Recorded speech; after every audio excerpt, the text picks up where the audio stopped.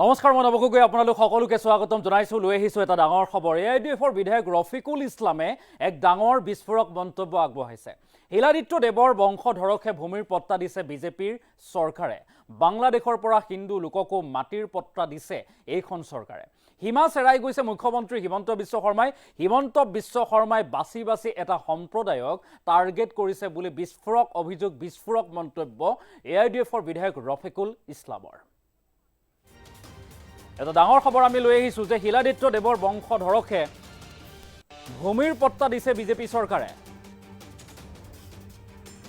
বাংলাদেশৰ পৰা যিসকল হিন্দু আহিছে সেইসকল হিন্দু লোককে মাটিৰ পট্টা দিছে এইখন চৰকাৰে হিমা চেৰাই গৈছে ৰাজ্যৰ মুখ্যমন্ত্ৰী হিমন্ত বিশ্ব শৰ্মাই হিমা চেৰাই গৈছে বুলি উল্লেখ কৰিছে হিমন্ত বিশ্ব শৰ্মাই বাছি এটা সম্প্ৰদায়ক টাৰ্গেট কৰিছে অসমৰ এটা সম্প্ৰদায়ক বাছি টাৰ্গেট কৰিছে যিসকলক উচ্ছেদ কৰিছে সেইসকলৰ পূৰ্বপুৰুষে স্বাধীন কৰিছিল দেশ আৰু মুখ্যমন্ত্ৰী হিমন্ত বিশ্ব শৰ্মাক ৰাজধৰ্ম পালন কৰিবলৈ এনেদৰে আহ্বান জনাইছে এতিয়া এআইডিএফৰ বিধায়কে এটা ডাঙৰ খবৰ লৈ আহিছো মুছলমানৰ পৰা অধিকাৰ কাঢ়ি নিবলৈ চেষ্টা কৰিছে আৰু সেই অধিকাৰ কাঢ়ি নিনিবৰ বাবে এতিয়া আহ্বান জনাইছে অসমীয়া জাতিক ধ্বংস কৰিবলৈ আলু পিয়াজৰ দৰে বন্দুক দিব ওলাইছে আলু পিয়াজৰ দৰে এতিয়া অসমীয়া জাতিক ধ্বংস কৰিবলৈ বন্দুক দিব বিচাৰিছে বুলিও এতিয়া কঠোৰ সমালোচনা মুখ্যমন্ত্ৰী নিজেও ডুবিব অসমীয়া জাতিকো এদিন ডুবাব এনেদৰে ডাঙৰ মন্তব্য বিস্ফোৰক মন্তব্য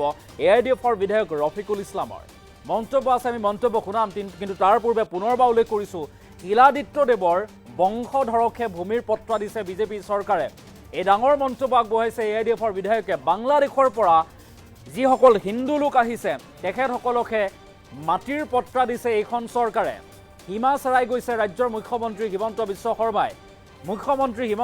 শৰ্মাই এদিন নিজেও ডুবিব লগতে অসমীয়া জাতিকো ডুবাব বুলি বিস্ফোৰক মন্তব্য এআইডিএফৰ বিধায়ক ৰফিকুল ইছলামৰ মন্তব্য আছে কি কৈছিল সেই মন্তব্য আগবঢ়াইছে বিভিন্নজনে কোৰ্টত গৈছে সুপ্ৰিম কোৰ্টত গৈছে হাইকোৰ্টলৈকে গৈছে আমিও সহযোগ কৰি আছোঁ পৰামৰ্শ দি আছোঁ আমি আশাবাদী আইনে এইসকল দুৰ্ভগীয়া মানুহক জাষ্টিছ দিব কিন্তু মুখ্যমন্ত্ৰীৰ প্ৰতি আহ্বান থাকিল আপুনি ৰাজধৰ্ম পালন কৰাৰ চেষ্টা কৰক আপুনি সীমাটো বহুত অতিক্ৰম কৰিলে ওপৰলৈ নিশ্চয় দেখি আছে আৰু সীমা অতিক্ৰম কৰিব নালাগে মুখ্যমন্ত্ৰী ডাঙৰীয়া আপোনাৰ প্ৰতি আহ্বান থাকিল আপুনি এই দুৰ্ভগীয়া মানুহখিনিৰ ল'ৰা ছোৱালী শিক্ষাৰ অধিকাৰ কাঢ়ি নল'ব আপুনি এই দুৰ্ভগীয়া মানুহখিনিক জীয়াই থাকিব দিয়ক এইসকলৰ জীয়াই থকাৰ অধিকাৰ কাঢ়ি লোৱাৰ আপোনাৰ অধিকাৰ নাই আৰু আপুনি বাছি এটা জনগোষ্ঠীক টাৰ্গেট কৰি আছে এইটো কিন্তু মানুহ দেখি আছে মানুহে নেদেখিলে ওপৰলৈ দেখি আছে যে আপুনি এটা জনগোষ্ঠীক টাৰ্গেট কৰি আছে আৰু সেই জনগোষ্ঠী বিদেশী নহয় আপুনি বিদেশী বাংলাদেশী সন্দেহযুক্ত বিভিন্ন ধৰণৰ কথা কৈ এছাম মানুহক সন্তুষ্ট কৰিব বিচাৰিছে আপুনিও ভালদৰে জানে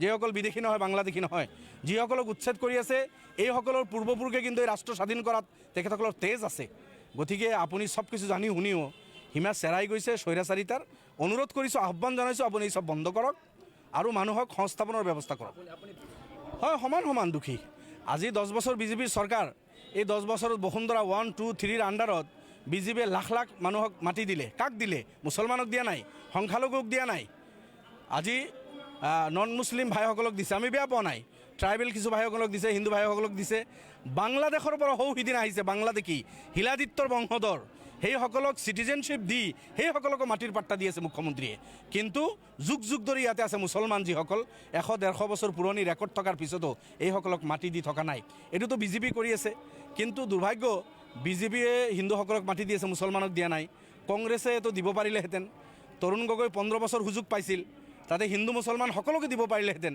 যাৰ মাটি নাই হিন্দুৰো বহু আছে ভূমিহীন মানুহ মুছলমানো আছে ভূমিহীন মানুহ গতিকে বিজেপি সাম্প্ৰদায়িকতাৰ বীজ সিঁচি আছে হিন্দুক দিছে মুছলমানক দিয়া নাই কংগ্ৰেছে চাটুকাৰিতা কৰি ভোট লৈছিল 15 বছৰ শাসনত বহিছিল কিয় কংগ্ৰেছে হিন্দু মুছলমান সকলক মাটি নিদিলে আজি যদি কংগ্ৰেছে তৰুণ গগৈ ডাঙৰীয়া 15 বছৰ মাটিৰ পাট্টা দিলেহেঁতেন আজি হেমন্ত বিশ্ব শৰ্মাই বুলডোজাৰ চলাবলৈ সাহস নাপালেহেঁতেন আৰু আলু পিয়াজ যেনেকুৱা ঠেলাৱালা ৰাস্তাত বিক্ৰী কৰে তেনেকৈ মাতি আছে হাত বাউলি মাতি আছে তোমালোকে আহা লাইচেঞ্চ লোৱা বন্দুক কিনা উদ্ভণ্ডালি কৰা এইটোৱে আৰু এনেকুৱা ধৰণৰ কথা তেখেতৰ ৰাজ্যখন তেখেতে ৰখাতলে দিব সেইটোৱে কৰি আছে এখেতে ভাবিছে মইতো ডুবি আছোঁ মইতো ডুবাহি সনম তুজে ভি লে ডুবেংগে আৰু তেখেতৰ ফৰ্মুলা এইটোৱে নিজে ডুবিব নিজে যাব আৰু অসমৰ যুৱক যুৱতী অসমৰ মানুহখিনিক তেখেতে বৰবাদ কৰি যাব আপোনালোকে জানে বহুত মানুহৰ ঘটনা আপোনালোকে শুনি থাকে যে মদ পানী খাই আহি ৰাতি নিজৰ স্ত্ৰীক মাৰপিট কৰে, মা দেউতাক মাৰপিট কৰে, হত্যা কৰে, এনেকুৱা ঘটনা কিন্তু আমি প্ৰায় পাই থাকোঁ অসমত। তেনেকুৱা এখন ৰাজ্যত যদি এই চাম যুৱকৰ হাতত যদি আপোনাৰ মৰণাস্ত্ৰ যায়, মদ পানী খাই আহি ৰাতি নিজৰ পৰিবাৰজনীক আগত মাৰিব, নিজৰ বিভিন্নজনে কোৰ্টত গৈছে, সুপ্ৰিম কোৰ্টত গৈছে, হাইকোৰ্টলৈকে গৈছে, আমিও সহযোগ কৰি আছোঁ, পৰামৰ্শ দি আছোঁ। আমি আশাবাদী আইনে এইসকল দুৰ্ভগীয়া মানুহক জাষ্টিছ দিব। কিন্তু মুখ্যমন্ত্ৰীৰ প্ৰতি আহ্বান থাকিল, আপুনি ৰাজধৰ্ম পালন কৰাৰ চেষ্টা কৰক। আপুনি সীমাটো বহুত অতিক্ৰম কৰিলে, ওপৰলৈ নিশ্চয় দেখি আছে, আৰু সীমা অতিক্ৰম কৰিব নালাগে। মুখ্যমন্ত্ৰী ডাঙৰীয়া আপোনাৰ প্ৰতি আহ্বান থাকিল, আপুনি এই দুৰ্ভগীয়া মানুহখিনিৰ ল'ৰা ছোৱালীৰ শিক্ষাৰ অধিকাৰ কাঢ়ি নল'ব। আপুনি এই দুৰ্ভগীয়া মানুহখিনিক জীয়াই থাকিব দিয়ক। এইসকলৰ জীয়াই থকাৰ অধিকাৰ কাঢ়ি লোৱাৰ আপোনাৰ অধিকাৰ নাই। আৰু আপুনি বাছি বাছি এটা জনগোষ্ঠীক টাৰ্গেট কৰি আছে, এইটো কিন্তু মানুহ দেখি আছে। মানুহে নেদেখিলে ওপৰলৈ দেখি আছে যে আপুনি এটা জনগোষ্ঠীক টাৰ্গেট কৰি আছে, আৰু সেই জনগোষ্ঠী বিদেশী নহয়। আপুনি বিদেশী, বাংলাদেশী সন্দেহযুক্ত বিভিন্ন ধৰণৰ কথা কৈ এছাম মানুহক সন্তুষ্ট কৰিব বিচাৰিছে।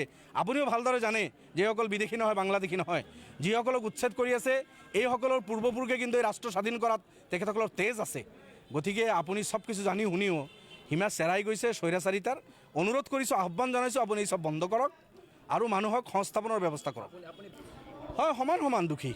আজি 10 বছৰ বিজেপিৰ চৰকাৰ, এই 10 বছৰত বসুন্ধৰা 1, 2, 3ৰ আণ্ডাৰত বিজেপিয়ে লাখ লাখ মানুহক মাটি দিলে। কাক দিলে? মুছলমানক দিয়া নাই, সংখ্যালঘুক দিয়া নাই। আজি নন মুছলিম ভাইসকলক দিছে, আমি বেয়া পোৱা নাই। ট্ৰাইবেল কিছু ভাইসকলক দিছে, হিন্দু ভাইসকলক দিছে।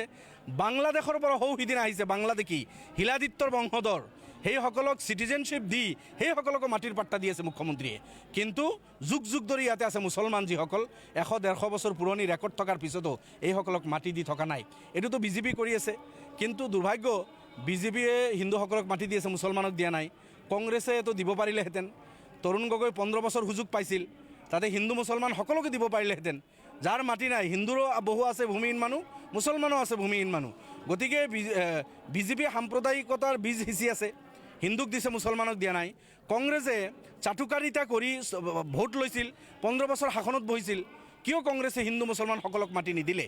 আজি যদি কংগ্ৰেছে তৰুণ গগৈ ডাঙৰীয়া 15 বছৰ মাটিৰ পাট্টা দিলেহেঁতেন, আজি হেমন্ত বিশ্ব শৰ্মাই বুলডোজাৰ চলাবলৈ সাহস নাপালেহেঁতেন। আৰু আলু পিঁয়াজ যেনেকুৱা ঠেলাৱালা ৰাস্তাত বিক্ৰী কৰে, তেনেকৈ মাতি আছে, হাত বাউলি মাতি আছে, তোমালোকে আহা, লাইচেঞ্চ লোৱা, বন্দুক কিনা, উদ্ভণ্ডালি কৰা, এইটোৱে আৰু এনেকুৱা ধৰণৰ কথা তেখেতৰ। ৰাজ্যখন তেখেতে ৰখাতলে দিব, সেইটোৱে কৰি আছে। এখেতে ভাবিছে মইতো ডুবি আছোঁ, মইতো ডুবা হি সনম তুজে ভি লে ডুবেংগে। আৰু তেখেতৰ ফৰ্মুলা এইটোৱে, নিজে ডুবিব, নিজে যাব, আৰু অসমৰ যুৱক যুৱতী, অসমৰ মানুহখিনিক তেখেতে বৰবাদ কৰি যাব। আপোনালোকে জানে বহুত মানুহৰ ঘটনা আপোনালোকে শুনি থাকে যে মদ পানী খাই আহি ৰাতি নিজৰ স্ত্ৰীক মাৰপিট কৰে, মা দেউতাক মাৰপিট কৰে, হত্যা কৰে, এনেকুৱা ঘটনা কিন্তু আমি প্ৰায় পাই থাকোঁ অসমত। তেনেকুৱা এখন ৰাজ্যত যদি এই চাম যুৱকৰ হাতত যদি আপোনাৰ মৰণাস্ত্ৰ যায়, মদ পানী খাই আহি ৰাতি নিজৰ পৰিবাৰজনীক আগত মাৰিব,